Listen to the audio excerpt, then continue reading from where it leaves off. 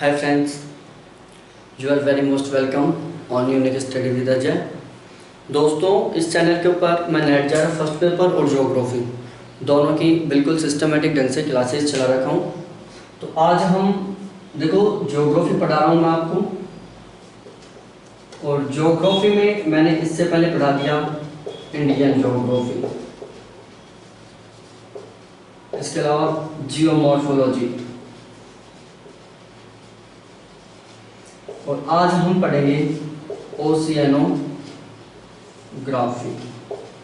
जिसको हिंदी में बोलते हैं समुद्र विज्ञान। बहुत इंटरेस्टिंग टॉपिक रहेगा समुद्र विज्ञान। हम बहुत ही शानदार तरीके से पढ़ेंगे इसको, एक अपन को रटना नहीं है, बिल्कुल समझते हुए पढ़ेंगे। और इतना कुछ इसमें समझने लायक भी नहीं है कि चलो आपको समझ में नहीं आएगा। तो देखो, जो ओशियानोग्राफी है, जिसको हम समुद्र विज्ञान बोलते हैं, वो हम स्टार्ट कर रहे हैं। ओशियानोग्राफी, जिसको हम क्या बोलते हैं, समुद्र विज्ञान। देखो, बहुत सिंपल सा शब्द है समुद्र विज्ञान। सबसे पहले इस शब्द को पढ़ो आप, समुद्र विज्ञान, और इस शब्द से ही आप इसका मीनिंग निकालने की कोशिश करो। समुद्र विज्ञान में क्या किया जाता है? समुद्रों का अध्ययन किया जाता है। क्या किया जाता है? समुद्रों का अध्ययन किया जाता है, या फिर जलीय भाग का अध्ययन किया जाता है, जैसे सागर, महासागर आदि सभी का अध्ययन किया जाता है। तो जो समुद्र विज्ञान है, इसमें सागर प्लस महासागर का अध्ययन किया जाता है। सागर और महासागर, इनका अध्ययन किया जाता है। समुद्र विज्ञान में सागर और महासागरों का अध्ययन किया जाता है। और जो समुद्र विज्ञान है, यह भौतिक भूगोल का अंग है। किसका अंग है? भौतिक भूगोल का। क्वेश्चन पूछ लेता है कि समुद्र विज्ञान किसका अंग है, तो एक बहुत सिंपल सी शब्द है फिजिकल ज्योग्राफी, जिसको हम बोलते हैं। तो जो समुद्र विज्ञान है, वो भौतिक भूगोल का एक अंग है। ये भी ध्यान रखना है आपको। अब ये था हमारा जो जनरल इंट्रोडक्शन था वो। इसके अलावा और बता दूं मैं, जो समुद्र विज्ञान के जनक थे वो कौन थे? तो समुद्र विज्ञान के जो जनक थे वो थे मैथ्यू फॉन्टेनी। मैथ्यू फॉन्टेनी एक विद्वान थे, मैथ्यू फॉन्टेनी, जिनको समुद्र विज्ञान का जनक बोला जाता है। और उन्होंने एक बुक लिखी थी। जो मैथ्यू फॉन्टेनी था वो एक अमेरिकन था। कहाँ का था? अमेरिकन था। ये भी ध्यान रखना आपको। मैथ्यू फॉन्टेनी, जिसको समुद्र विज्ञान का जनक बोला जाता है, वो एक अमेरिकन विद्वान था। उन्होंने एक बुक लिखी थी, the physical geography of the sea. Physical geography of the sea एक पुस्तक लिखी थी मैथ्यू फॉन्टेनी ने, जो कि एक अमेरिकन भूगोलवेता थे। और उन्होंने यह पुस्तक लिखी थी 1855 में। कब लिखी थी? 1855 में। तो ये था इसका कुछ जनरल इंट्रोडक्शन, जिसके बारे में आपको जानना बहुत ज़रूरी है। बिल्कुल इसी तरीके से हम आगे पढ़ेंगे। बिल्कुल इसी तरीके से मैंने जियोमॉर्फोलॉजी और इंडियन ज्योग्राफी इन दोनों को कंप्लीट करवा दिया है। तो आप बिल्कुल उसको भी ऐसे ही पढ़ने की कोशिश करें, उनको समझने की कोशिश करें। और यदि आप चैनल के ऊपर नए हो तो प्लीज़ इसको ज़रूर सब्सक्राइब करें, अपने सभी फ्रेंड्स के साथ शेयर करें, और ऐसे ही और भी बहुत सारे वीडियोस देखने के लिए बेल आइकन को दबाओ। ध्यान रखना, मैं यहाँ पर ज्योग्राफी ऑब्जेक्टिव और डेस्क्रिप्टिव दोनों तरीके से करवा रहा हूँ, और कंप्लीट ज्योग्राफी करवाऊँगा मैं। कोई भी इसका जो भी पार्ट है वो कुछ भी नहीं छोड़ूंगा, बिल्कुल कंप्लीट करवाऊँगा।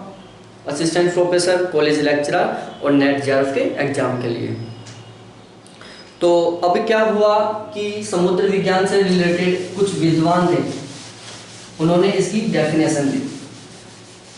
हर सब्जेक्ट में कुछ विद्वान आते हैं और वो खुद के विचार देते हैं। तो ऐसे ही ओशियानोग्राफी में भी कुछ विद्वान थे जिन्होंने अपनी अपनी डेफिनेशन दी। तो एक था एच ए मार्मरा, जिसको कई जगह मारमर भी लिखते हैं, कई जगह मरा भी बोलते हैं, बात एक ही है, HA मारमर। तो इन्होंने भी क्या किया था, समुद्र विज्ञान का अध्ययन किया था और उन्होंने एक डेफिनेशन दी थी। समुद्र विज्ञान समुद्र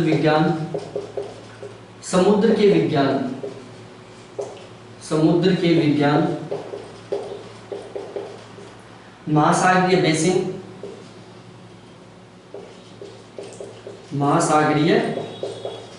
बेसिन, आकृति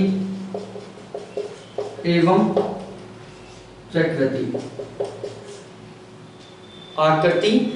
प्रकृति तथा इनमें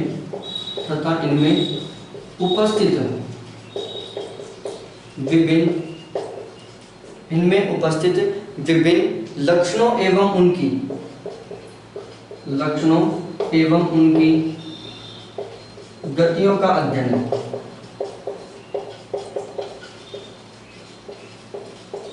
बहुत आसानी से समझ में आ गई होगी कि समुद्र विज्ञान, समुद्र के विज्ञान, महासागरीय बेसिन, आकृति एवं प्रकृति तथा इनमें उपस्थित विभिन्न लक्षणों व उनकी गतियों का अध्ययन है। उसके बाद एक दूसरे महोदय आए, फ्रीमैन। नाम भी बहुत शानदार था इन लोगों का, क्योंकि ये विदेशी हैं, इनका नाम ऐसा ही है। यदि इंडिया के होते और उस टाइम के होते तो यहाँ पर नाम बिल्कुल अजीब टाइप का रहता, जैसे सुगनचंद होता और चित्रमल होता, ऐसे कुछ बिल्कुल अजीब गजीब नाम रहते। तो उसी तरीके से ये भी एक अजीब गजीब नाम है, जैसे फ्रीमैन है। तो इन्होंने भी क्या कहा था, इन्होंने भी समुद्र विज्ञान का अध्ययन किया था और इसकी डेफिनेशन दी थी कि जलवायु विज्ञान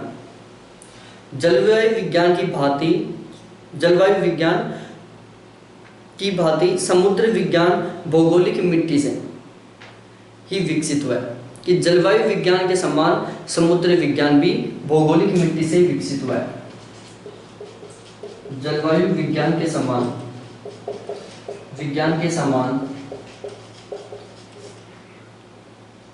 समुद्र विज्ञान भी भौगोलिक मिट्टी से ही विकसित हुआ है।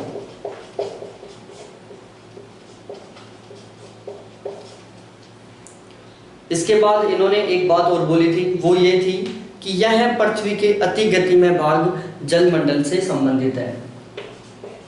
यह पृथ्वी के अति गतिमय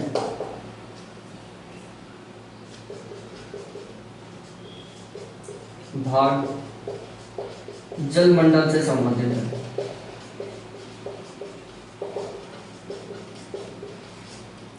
तो ये डेफिनेशन दी थी फ्रीमैन महोदय ने कि जलवायु विज्ञान के समान समुद्र विज्ञान भी भौगोलिक मिट्टी से ही विकसित हुआ है। यह पृथ्वी के अति गतिमय भाग जलमंडल से संबंधित है।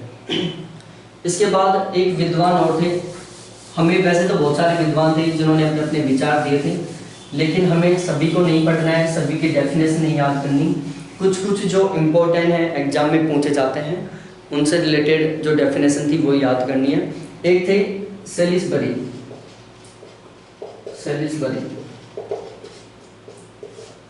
तो सेलिसबरी महोदय ने भी डेफिनेशन दी थी।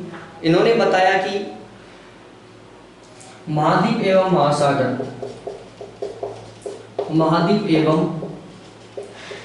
महासागर प्रथम श्रेणी के उच्चावच हैं। महाद्वीप एवं महासागर प्रथम श्रेणी के उच्चावच हैं। महाद्वीपों के किनारों से लेकर अधिकतम गहराई महाद्वीपों के किनारों से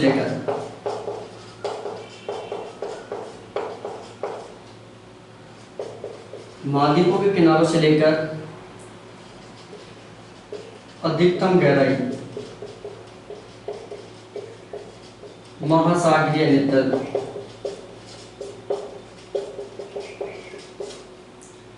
महासागरीय नित्तल तक,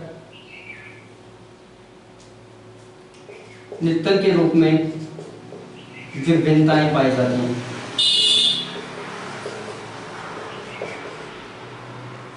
क्या विभिन्नताएं पाई जाती हैं?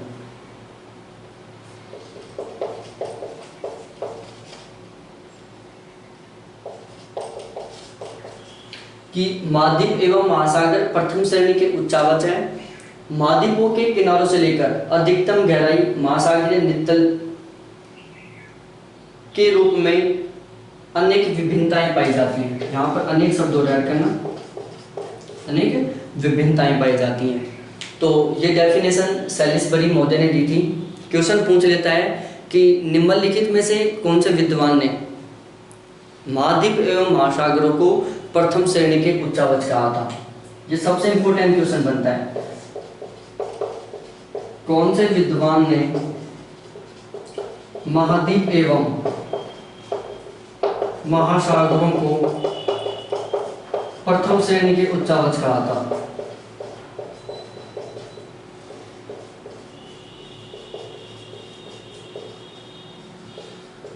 तो वो थे सैलिसबरी महोदय। इन्होंने महाद्वीप एवं महासागरों को प्रथम श्रेणी के उच्चावच कहा था।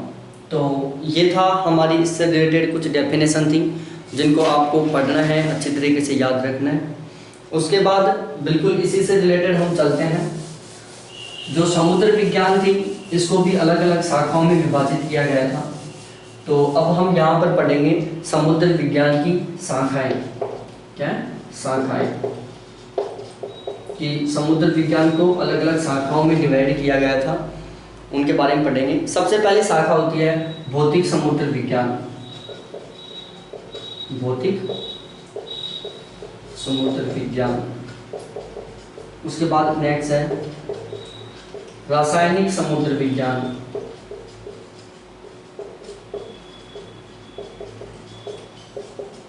भौतिक समुद्र विज्ञान, रासायनिक समुद्र विज्ञान, जैविक समुद्र विज्ञान।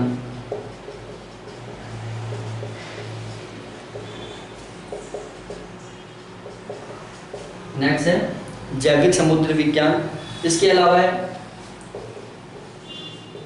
भूवैज्ञानिक समुद्र विज्ञान, और इसके अलावा एक है व्यावहारिक समुद्र विज्ञान।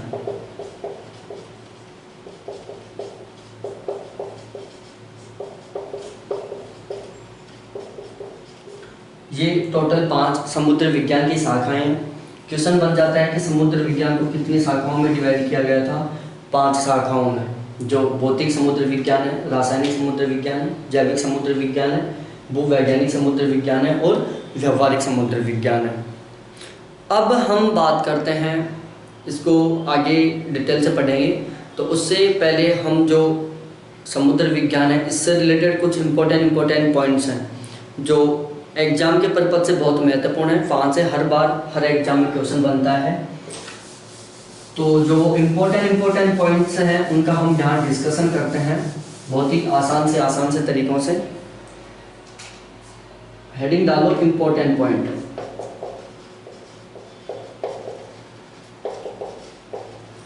और देखो आज की जो मेरी ये क्लास थी वो लेट हो गई, अदरवाइज मैं जो ज्योग्राफी की क्लास है वो सुबह 11 बजे अपलोड कर देता हूँ वीडियो उसका। तो 11 बजे आप उसका वीडियो देख सकते हो बिल्कुल आसानी से। बिल्कुल रेगुलर चलेंगी, ध्यान रखना। हमारी रेगुलर एक ज्योग्राफी की, फिर एक ये है डेस्क्रिप्टिव, इसके अलावा फिर एक ज्योग्राफी की,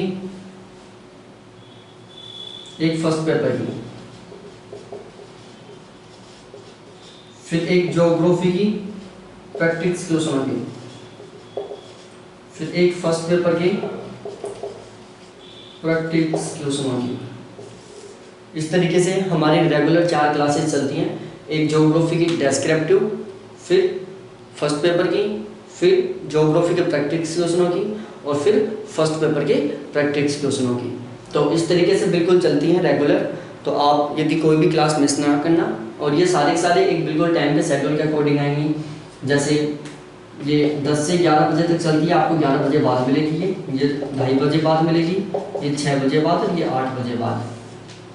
जी है इसका टाइम। तो आप मेरी इन सभी क्लासेस को आराम से बिल्कुल स्लोली तरीके से देखें और अपने खुद के नोट्स बनाएं। अब हम इम्पोर्टेंट पॉइंटों की बात करते हैं। सबसे पहले ग्लोब का कुल क्षेत्रफल वो कितना है? 50.99 करोड़ 50.99 करोड़ वर्ग किलोमीटर। ये है ग्लोब का कुल क्षेत्रफल 50.99 करोड़ वर्ग किलोमीटर। अब इसमें हम यदि जो कुल क्षेत्रफल है उसमें यदि हम जलमंडल का क्षेत्रफल देखें, जलमंडल का क्षेत्रफल, तो जो जलमंडल का क्षेत्रफल है वो है 36.106 करोड़ वर्ग किलोमीटर, और जो ये कुल क्षेत्रफल है उसका 70.8% है। क्या है? कुल क्षेत्रफल का 70.8% है। देखो पॉइंट टू पॉइंट समझना है हमें। जलमंडल का जो क्षेत्रफल है वो है 36.106 करोड़ वर्ग किलोमीटर, जो कि कुल क्षेत्रफल का 70.8% है। उसके बाद है स्थलमंडल। स्थलमंडल का क्षेत्रफल, आप कुल क्षेत्रफल भी बोल सकते हो और क्षेत्रफल भी बोल सकते हो ओनली। तो वो है, देखो या तो आप इसको याद कर लो, याद नहीं कर दो, सिंपल सा तरीका है। कुल क्षेत्रफल है 50.49 करोड़, उसमें से 36.106 करोड़ लेस कर दो, तो यहाँ पर बचता है 14.8 करोड़। सीधे सीधे शब्दों में 14.8 करोड़ बचता है। तो इस तरीके से आप एक को याद कर लो, दूसरा लेस करके निकाल लेना, या फिर आप याद भी कर सकते हो। तो जो दूसरा है स्थल का क्षेत्रफल वो है 14.8 करोड़ वर्ग किलोमीटर। बिल्कुल समझ में आ गया। अब वही परसेंट याद करना है कि ये जो स्थलमंडल का जो क्षेत्रफल है 14.8 करोड़ वर्ग किलोमीटर, ये ग्लोब के कुल क्षेत्रफल का कितना परसेंट है? तो हमारे पास ऊपर आया था 70.8%। टोटल परसेंट होता है 100, उसमें से लेस कर दो 70.8%। कितना? 70.8%। तो हमारे पास जो आंसर आएगा वो आएगा 29.2%। जब 100 में से 70.8 लेस करोगे तो 29.2% आएगा। तो उसके अकॉर्डिंग जो स्थल का क्षेत्रफल है वो कितना है? 14.8 वर्ग किलोमीटर, जो कि कुल क्षेत्रफल का 29.2% है। कितना है? 29.2% है। तो ये थे हमारे कुछ पॉइंट जो आपके क्लियर हुए हैं। अब देखो इन दो पॉइंटों से आपका एक और क्वेश्चन क्या है कंप्लीट हो रहा है। जलमंडल का विस्तार कितना है? 70.8%। और स्थलमंडल का विस्तार कितना है? 29.2%।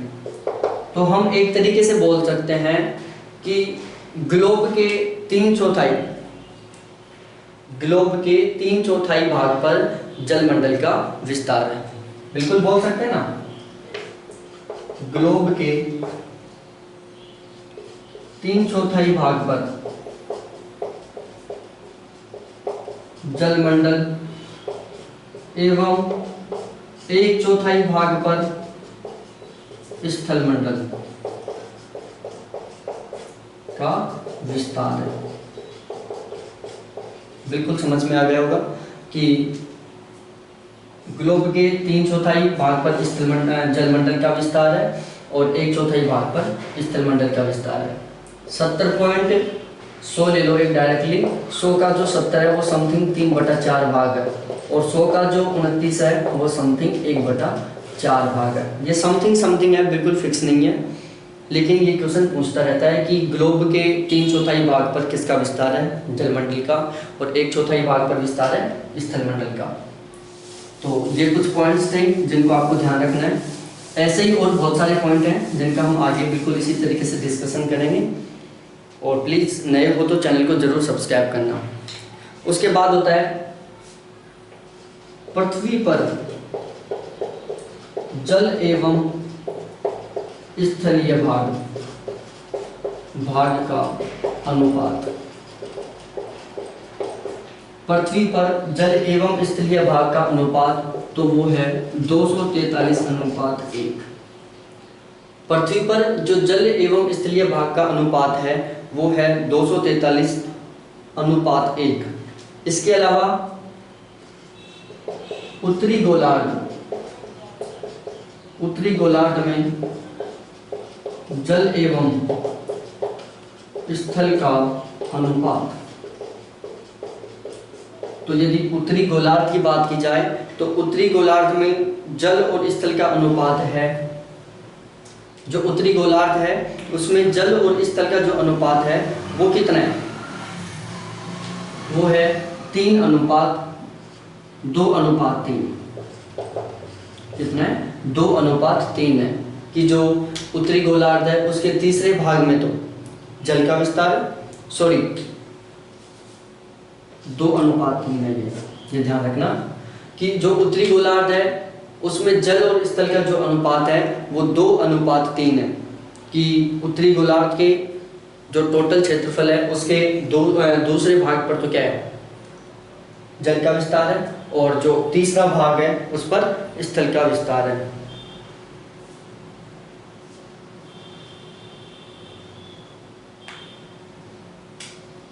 थोड़ा सा मिस्टेक हो रहा है, देखो उत्तरी गोलार्ध में जल एवं स्थल का अनुपात कितना है, तो स्थल और जल का अनुपात 3:2 है। कितना है? 3:2 है। उत्तरी गोलार्ध में जल एवं स्थल का अनुपात कितना है? 3:2 है कि उत्तरी गोलार्ध में जल अधिक है और स्थलीय भाग कम है। इस तरीके से भी ध्यान रख सकते हो आप। तो ये बिल्कुल सही है। मैं बीच में आप कंफ्यूज हो गया था 2:3 या 3:2 में। तो जो उत्तरी गोलार्ध में जल एवं स्थल का अनुपात है वो कितना है? 3:2 है। अब हम आगे पढ़ते हैं उत्तरी गोलार्ध में जल का विस्तार। तो जो उत्तरी गोलार्ध है उसमें जो जल का विस्तार है वो है 60.7%। उससे दूसरा क्वेश्चन बनता है उत्तरी गोलार्ध में स्थल का विस्तार। तो उत्तरी गोलार्ध में स्थल का विस्तार कितना होगा? 39.3%। समझ में आ गया होगा कि उत्तरी गोलार्ध में जल का विस्तार 60:7% है और जो स्थल का अनुपात है वो 39.3 है। कितना है? 39.3 है। इन्होंने काट दिया, तो काटने से ये बिल्कुल जो ये अनुपात है ये आता है। उसके बाद आता है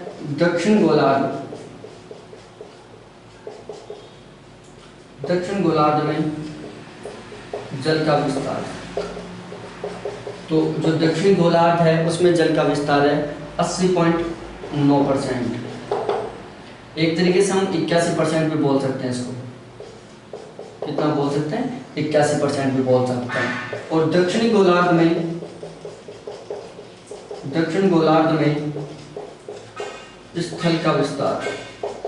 तो स्थल के विस्तार की बात की जाए तो दक्षिणी गोलार्ध में जो स्थलीय भाग है वो जलीय भाग की तुलना में बहुत कम है, वो है 19.1%।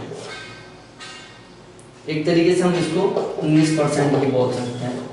तो ये था, ये भी आपको ध्यान रखना है। ये 500 पॉइंट्स बहुत इंपॉर्टेंट है और बहुत सिंपल सी लैंग्वेज में मैंने आपको लिखवाया है।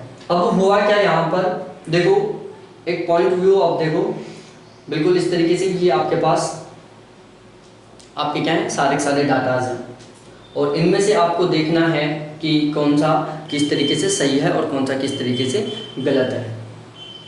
तो देखो जब आप इनको देखोगे तो इनसे हमें पता चल रहा है कि उत्तरी गोलार्ध और दक्षिणी गोलार्ध दोनों में कंपेयर की जाए तो जो दक्षिणी गोलार्ध है वहां पर क्या है, जल 80% है और स्थलीय भाग ओनली 19% है। तो इससे हमें पता चलता है कि जो दक्षिणी गोलार्ध है उसमें जल का परसेंट अधिक है, इसलिए इसको दक्षिणी गोलार्ध को क्या बोलते हैं, जलीय गोलार्ध बोलते हैं।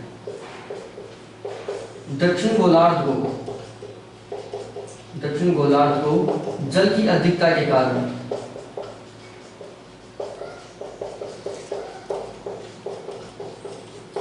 जलीय गोलार्ध बोलते हैं। दक्षिणी गोलार्ध को जल की अधिकता के कारण जलीय गोलार्ध बोलते हैं। उत्तरी गोलार्ध को स्थल की अधिकता के कारण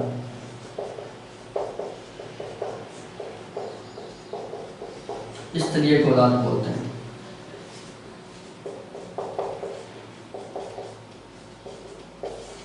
ये 2 पॉइंट पास है कि जलीय गोलार्ध कौन सा है। दक्षिणी गोलार्ध को जल की अधिकता के कारण जलीय गोलार्ध बोलते हैं और उत्तरी गोलार्ध को स्थलीय भाग की अधिकता के कारण स्थलीय गोलार्ध बोलते हैं। ये पॉइंट है बिल्कुल इम्पोर्टेंट जो आपको अच्छी तरीके से ध्यान रखना है। उसके बाद बिल्कुल इसी तरीके से और भी कुछ इंपॉर्टेंट पॉइंट्स हैं जिनके ऊपर हम डिस्कस कर रहे हैं अभी। जो महासागर हैं उनकी औसत गहराई, महासागरों की औसत गहराई वो कितनी है, 3800 मीटर है। और स्थलीय भाग की औसत ऊंचाई वो कितनी है, औसत गहराई 3800 मीटर है और औसत ऊंचाई 840 मीटर है।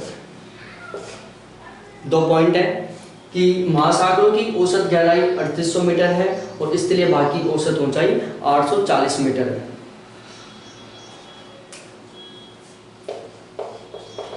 उत्तरी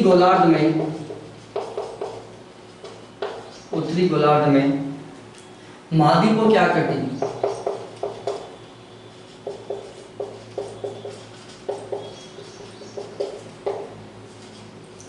वलयाकार। उत्तरी गोलार्ध में जो महाद्वीपों क्या करती है वो वलय के आकार की है, बिल्कुल इस तरीके से। और दक्षिणी गोलार्ध में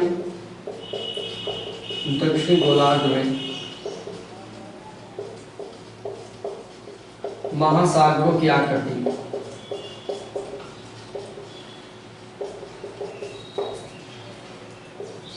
वलनाकार है कि जो दक्षिणी गोलार्ध है उसमें महासागरों की आकृति वलनाकार की है और उत्तरी गोलार्ध में महाद्वीपों की आकृति वलयाकार की है। वलय बिल्कुल इस तरीके से होता है और वलन कैसे होता है आपको पता है, बिल्कुल अच्छी तरीके से पढ़ लिया होगा। इस तरीके से होता है वलन। तो जो वलन की आकृति है वो किसकी है, दक्षिणी गोलार्ध में महासागरों की, और उत्तरी गोलार्ध में महाद्वीपों की आकृति कैसी है, वलयाकार है। उसके बाद नेक्स्ट पॉइंट पर डिस्कस करते हैं हम।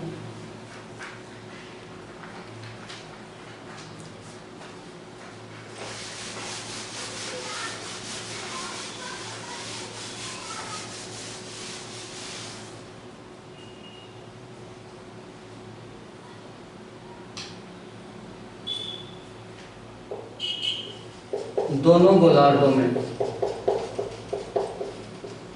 गोलार्धों में ध्रुवों को घेरते हुए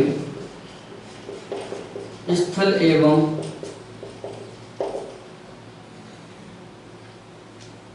जल का त्रि-अरीय विन्यास होना। क्या बात है कि दोनों गोलार्धों में ध्रुवों को घेरते हुए स्थल एवं जल का त्रि-अरीय विन्यास होना। क्या होना, त्रि-अरीय विन्यास होना।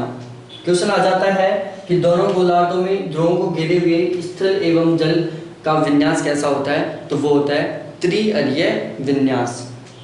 उसके अलावा एक पॉइंट है, महाद्वीपों की आकृति कैसी है,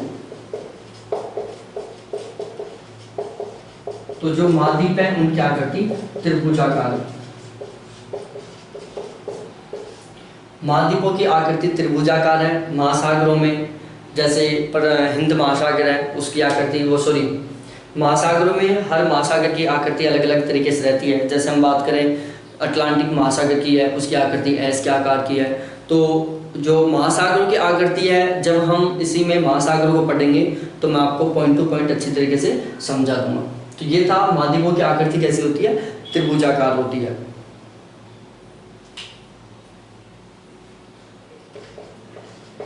स्थल एवं जल का प्रतिध्रुवीय विन्यास है। न्यूजीलैंड एवं पैटागोनिया इसके अपवाद हैं। क्या है कि स्थल एवं जल का प्रतिध्रुवीय विन्यास है, जिसमें न्यूजीलैंड और पैटागोनिया ये दोनों क्या हैं, इसके अपवाद हैं। तो अच्छी तरीके से समझ में आ रहा होगा आपको, बहुत ही आसान सा है, पॉइंट टू पॉइंट है, इनको सभी को याद करना है आपको।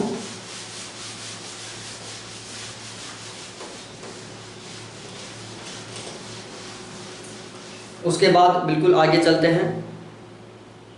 एक टेबल बना हुआ समुद्री क्षेत्रफल व सागरीय जल के जल का वितरण के आयतन का वितरण।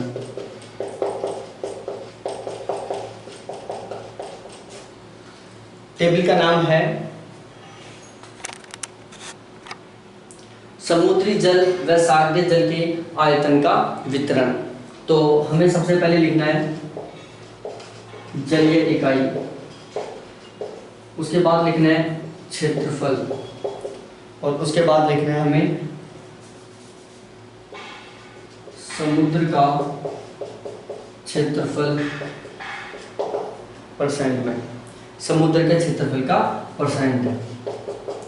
बिल्कुल उसी तरीके से लिखना है समुद्र के आयतन का परसेंट। हमें एक साइड जलीय इकाई लिखनी है, दूसरी साइड समुद्र का क्षेत्रफल का परसेंट लिखना है, और तीसरी साइड समुद्र के आयतन का प्रतिशत लिखना है। बिल्कुल जैसे अब मैं एक एक पॉइंट टू पॉइंट समझाता हूँ। सबसे पहले आते हैं महासागर। महासागर तो जो महासागर का क्षेत्रफल है वो समुद्र के कुल क्षेत्रफल का 88.91% है, और जो महासागर का आयतन है वो समुद्र के कुल आयतन का 96.49% है। समझ गए होंगे। उसके बाद लिखते हैं हम आंतरिक महासागरीय,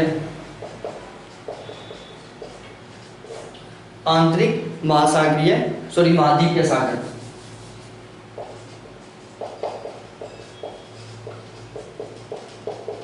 क्या है? आंतरिक महाद्वीपीय सागर। तो जो आंतरिक महाद्वीपीय सागर है उसका क्षेत्रफल समुद्रों के कुल क्षेत्रफल का कितना है? 8.17% है। और आंतरिक महाद्वीपीय सागरों का जो आयतन है वो समुद्र के कुल आयतन का 2.96% है। तो ये दो जलीय इकाई हुई हमारे सामने, एक महासागर है, दूसरा आंतरिक महाद्वीपीय सागर है। तीसरा आता है लघु प्रावर्त सागर। लघु प्रावर्त को हम बंद भी बोलते हैं, लघु बंद सागर या प्रावर्त सागर, बात एक ही है। लघु बंद सागर बोल दो या लघु प्रावर्त सागर बोल दो, तो उनका जो क्षेत्रफल है वो समुद्रों के कुल क्षेत्रफल का कितना है? 0.63% है। और लघु प्रावर्त या बंद सागरों का जो आयतन है वो समुद्रों के कुल आयतन का 0.29% है। तो इस तरीके से हमारे 3 पॉइंट क्लियर होते हैं। चौथा होता है समुद्री खाइयाँ। समुद्री खाइयाँ, तो देखो जो समुद्री खाइयों का जो क्षेत्रफल है वो समुद्रों के कुल क्षेत्रफल का कितना है? 2.2% है। और बिल्कुल उसी तरीके से जो समुद्री खाइयों का जो आयतन है वो समुद्रों के कुल आयतन का कितना है? 0.5%। तो ये हमारी एक टेबल थी इस पूरी टेबल को आपको अच्छी तरीके से ध्यान में रखना है, क्योंकि यहाँ से क्वेश्चन पूछे जाते हैं बहुत सी बार। तो इस टेबल को अच्छे तरीके से ध्यान में रखो। अब हमारा जो इंट्रोडक्शन है समुद्री विज्ञान का वो कंप्लीट होने वाला है। उसमें केवल एक पॉइंट और बचा हुआ है कि जो महासागरों में या स्थलीय भाग या फिर जो जलीय भाग होता है उसमें जो उच्चावच होते हैं, कहीं पर ऊंचाई होती है, कहीं पर गहराई होती है, तो इनको मापने के लिए किसका प्रयोग किया जाता है? एक तरीके से बोल सकता हूं मैं स्थलखंड, स्थलखंड और जलमंडल। तो स्थलखंड के तो उच्चावच और जलमंडल की गहराइयां, इनको किसके द्वारा दर्शाया जाता है? जो स्थल मंडल के जो उच्चावच है उनको और जो जलमंडल की गहराइयां हैं उनको दर्शाने के लिए किसका प्रयोग किया जाता है? तो वो है उच्चतादर्शी वक्र। ये क्वेश्चन बहुत सी बार पूछा जा चुका है, बहुत इंपॉर्टेंट है, 100% इंपॉर्टेंट है। आपको ये रखना पड़ेगा, हर बार ये क्वेश्चन आता है। स्थलखंड की ऊंचाई, स्थलखंड की ऊंचाई एवं जलीय भाग की गहराई को प्रदर्शित करने के लिए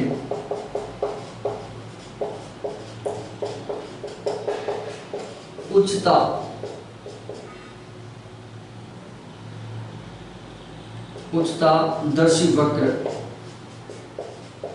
क्या? उच्चतादर्शी वक्र, जिसको हम हिप्सोमेट्रिक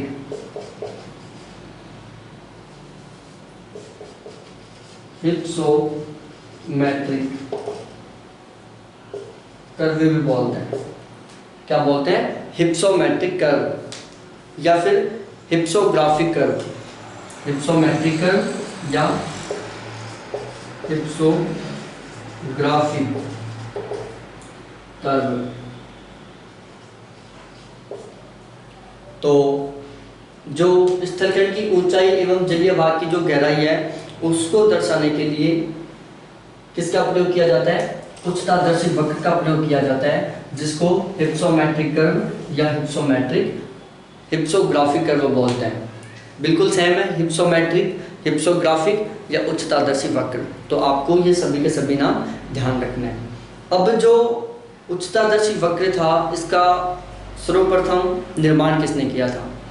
तो जो हिप्सोग्राफिक जो वक्र था उसका सर्वप्रथम निर्माण 1921 में कैसिनो नामक विद्वान ने किया था। 1921 में कैसिनो नामक विद्वान ने किया था। समुद्र तल के मानक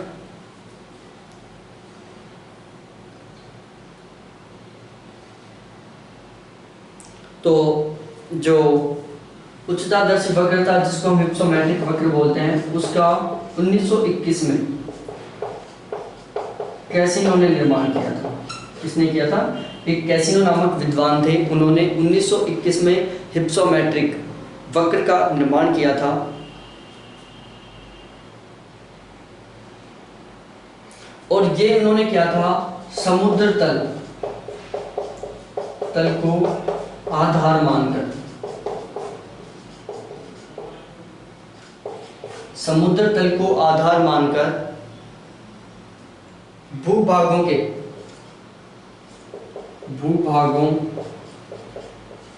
के उच्चतादर्शी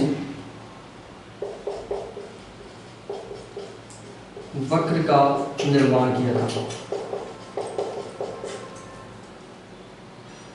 तो जो कैसिनो नामक विद्वान था उन्होंने 1921 में समुद्र तल को आधार मानकर भूभागों के उच्चतादर्शी वक्र का निर्माण किया था। उसके बाद में एक नए विद्वान आए थे, उन्होंने क्या किया? 1942 में एक नए विद्वान आए, उनका नाम था स्वेरड्रेफ।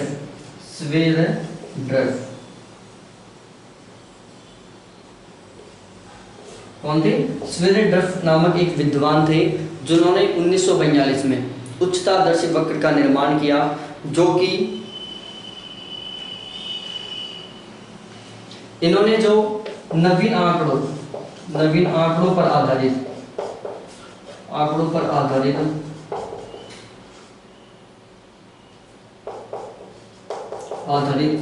महाद्वीप एवं महासागर उच्चता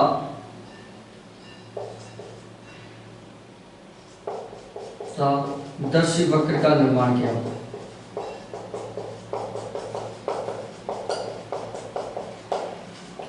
तो ये दो थे। अब देखो यहाँ पर आप कंफ्यूज हो रहे होंगे कि सर ये क्यों लिखा है। देखो हिप्सोमेट्रिक जो वक्र था उसका निर्माण सबसे पहले कैसिनो ने 1921 में किया था, और जो कौन से वक्र का निर्माण किया था, समुद्र तल के को आधार मानकर भूभागों के उच्चतादर्शी वक्र का निर्माण किया था। उसके बाद 1942 में एक स्वेड्रफ नामक विद्वान आए और उन्होंने नवीन आंकड़ों पर आधारित महाद्वीप एवं महासागर उच्चावच वक्र का निर्माण किया था। ये दोनों पॉइंट हैं, ये आपको अच्छे से याद रखना है। तो इसी के साथ हमारा जो आज का ओशिनोग्राफी का जो जनरल इंट्रोडक्शन है वो बिल्कुल कंप्लीट होता है। नेक्स्ट वीडियो में हम जो ओशिनोग्राफी को और भी बिल्कुल डिटेल से पढ़ते चलेंगे, इसके जो जो पार्ट्स हैं, जैसे बिल्कुल सीरियल वाइज एक के बाद एक। तो इसी तरीके से आपको इसका जो बाकी का और भी मटेरियल देखना है, बिल्कुल इसी तरीके से, बिल्कुल लेटेस्ट अपडेट और इम्पोर्टेंट। तो प्लीज़ इस चैनल को जरूर सब्सक्राइब करें, बेल आइकन को दबाएं, वीडियो को अपने सभी फ्रेंड्स के साथ शेयर करें। और यदि मैंने कोई मिस्टेक की हो या आपको लगता है कि मैं कुछ सुधार करना चाहिए तो प्लीज़ आप ज़रूर कमेंट करके बता सकते हो। थैंक्स देखने के लिए, बाय।